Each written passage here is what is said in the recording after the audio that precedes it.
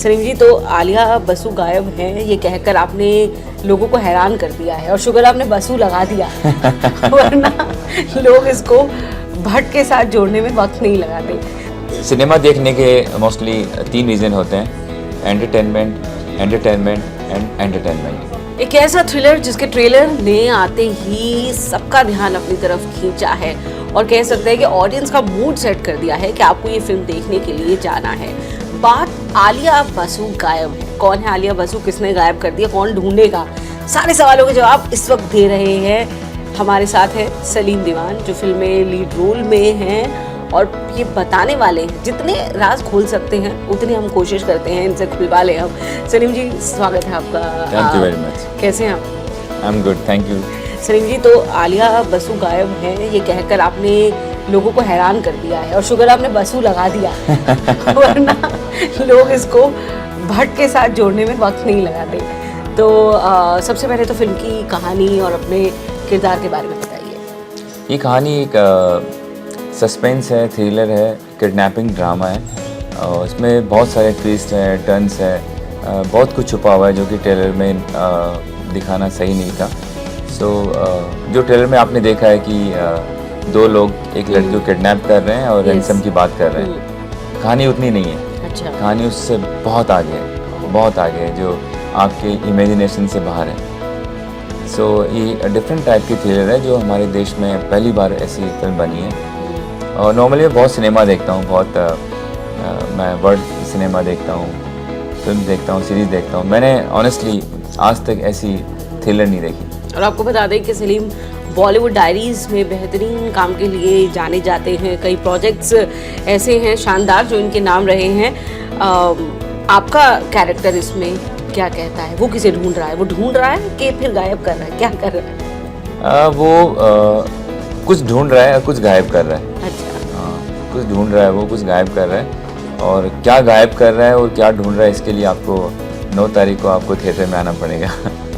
तो काफ़ी सारे इसके अंदर हमने देखा जो किरदार हैं, बहुत इंटरेस्टिंग किरदार है। कैसे वीव किया गया इस स्टोरी आइडिया को, या फिर आपने जब इस कैरेक्टर को पढ़ा होगा, समझा होगा, what was your like first thought in the mind उसे देख कर? मुझे लगा कि ये मेरे करियर के इस टाइम पे एक सही स्क्रिप्ट मेरे सामने आई है जो मुझे मल्टीपल इमोशंस को एक सेम टाइम पे डिलीवर करना। Rarely you get chance to like emote to portray such characters in your life. So I'm lucky enough I got this chance to portray this role. And जब ये script मुझे मिली, प्रीति ने जब मुझे सुनाया कि ये स्क्रिप्ट सलीम आपको हम आपके लिए सोच रहे हैं, आप कैसा लग रहा है आपको, तो मैं समझ नहीं पाया था इसको कि ये कैसा कैरेक्टर है, ग्रे शेड है इसका कहीं ना कहीं। उसके बाद मैंने प्रीति को बोला, प्रीति मुझे थोड़ा टाइम चाहिए समझने के लिए।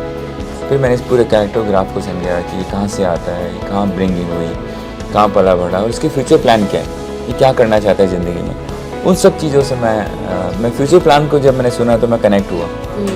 क्योंकि जब आप कुछ भी लाइफ में आप कुछ कैरेक्टर प्ले करते हो तो आपको कुछ ना कुछ अंश आपकी ज़िंदगी में उस कैरेक्टर का होना चाहिए। डेफिनेटली। तो मैंने कभी तो किडनैप सोचा ही नहीं था, करना तो बहुत दूर की बात है। मैंने बोला मैं थॉट को नहीं पकड़ पा रहा हूँ इस कैरेक्टर के। तो मैं ऐसी कम्युनिटी से मिला जो ऐसे थॉट रखती है, जो क्रिमिनल माइंड है। अच्छा।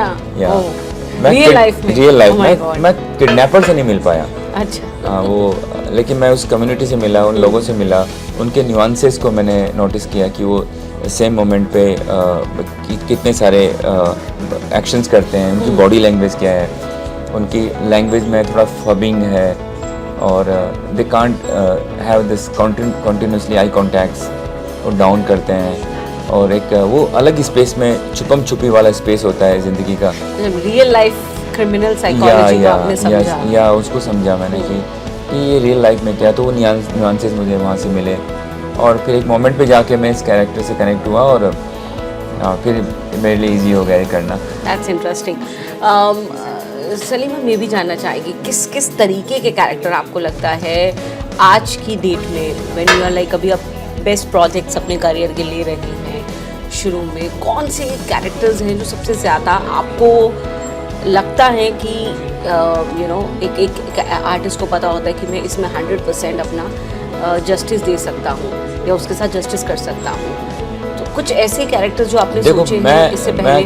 मैं कभी भी है ना ऐसे चैलेंजिंग कैरेक्टर करने के मूड में रहता हूँ। ऐसा नहीं कि मुझे ये हीरो वाला तमगा चाहिए। नहीं, देखो हीरो आर्टिस्ट बेसिकली हीरो कहानी होती है, फिल्म किसी एक एक्टर की नहीं होती है। एब्सोल्युटली एक फिल्म की एक कहानी होती है, वो कहानी कितनी इंटरेस्टिंग है, उसके बहुत सारे किरदार होते हैं। Film never made for one character, film is complete drama. Absolutely. तो मेरा ये होता है सबसे पहला स्क्रिप्ट को चुनने का सबसे पहला मेरा कंडीशन होता है कि मुझे स्क्रिप्ट कितनी अच्छी लग रही है, कहानी कितनी अच्छी है। उसके बाद कहानी का नैरेटिव जो है, जो फिल्म मेकर है उसको नरेट कैसे करेगा, वो मेरे लिए इम्पोर्टेंट है। और फिर उसके बाद डेफिनेटली मेरा क्या कैरेक्टर है। तो अगर आप मुझसे पूछेंगे कि मैं क्या एग्जैक्टली करना चाहता हूँ, तो मैं वो सब कैरेक्टर करना चाहता हूँ जो चैलेंजिंग हो और जिस कैरेक्टर को देख के लगे कि हाँ कुछ आउट ऑफ द बॉक्स किया है। बॉलीवुड डायरीज में मेरा यही कैरेक्टर था। मैंने प्रिपरेशन की कि सिनेमा के बाहर सिनेमा का कितना मैडनेस है, तो वो कैरेक्टर था। दिल्ली बॉय का था मेरा कैरेक्टर, दिल्ली का लड़का जिसकी बॉलीवुड ड्रीम है। सो बहुत मज़ा आया मुझे उस कैरेक्टर को जीने में। और फिर उसके बाद मैंने ये कैरेक्टर प्ले किया। ये मैं एक हमारा माइंड सेट है कमर्शियल सिनेमा का कि एक हीरो होगी, एक हीरोइन होगी। अभी टाइम चेंज हो गया है। अभी कहानी हीरो है, उसके किरदार, उसके पात्र जो हैं वो उसके हीरो हैं। डेफिनेटली। तो उसी स्पेस में मुझे काम ऑफर करते हैं और उससे अच्छे एक्टर्स को मुझे लगता है कि फ़ायदा होगा, क्योंकि हम अभी वो जो एक नोशन था जो सेट किया गया था कि बस फलाना हीरो ही हमें चाहिए, या हीरो हावी था कहानी पर, कंटेंट पे, बाकी किरदारों पे भी। अब वो जो वक्त है मुझे लगता है पूरी तरह से बदल गया है। So this is the time जहाँ पर रियल आर्टिस्ट, एक्टर्स और अच्छी कहानियाँ वो हावी।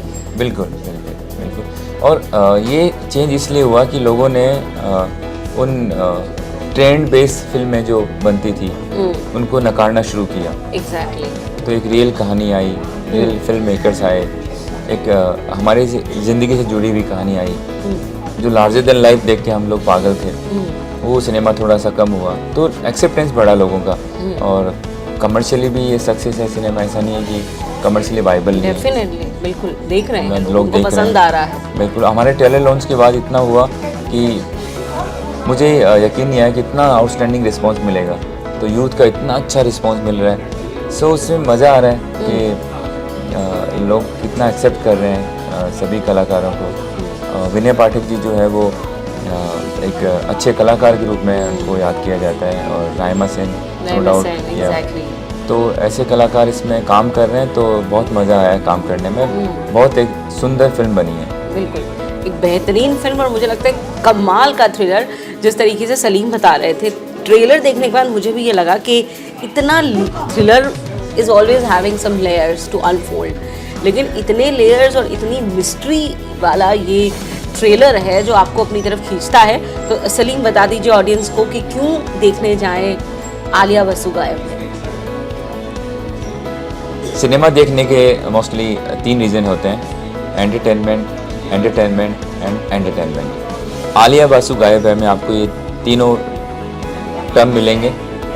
एंटरटेनमेंट तो भरपूर है ही है, और एक ऐसा सस्पेंस है, ऐसा थ्रिलर है, ऐसे ट्विस्ट है, ऐसे टर्न्स है, तो आपको शांति से, ध्यान से फिल्म को देखना होगा। और ये 102 मिनट की फिल्म है, लाइक 1 आवर 42 मिनट्स की फिल्म है। और आप एक फ्रेम को गौर से देखिएगा, क्योंकि आप आंख झपका नहीं पाएंगे। इतना सॉलिड, इतना टाइट, इतना थ्रिलिंग फिल्म है। सो 9 अगस्त को फिल्म आ रही है। I want you to watch all this film and enjoy the show. बिल्कुल, तो कमाल की फिल्म है, कमाल की एक्टिंग है, और ये जो सलीम ने कहा है आप जाकर इसको वैलिडेट कर लीजिएगा ज़रूर। 9 अगस्त को आलिया बसु गायब हैं, ये भी इससे पहले गायब हो, इसलिए हम इनको लेकर के आ जाए। और सलीम बहुत बहुत शुक्रिया आपका इस बातचीत के लिए, and wish you all the very best for your film. Thank you.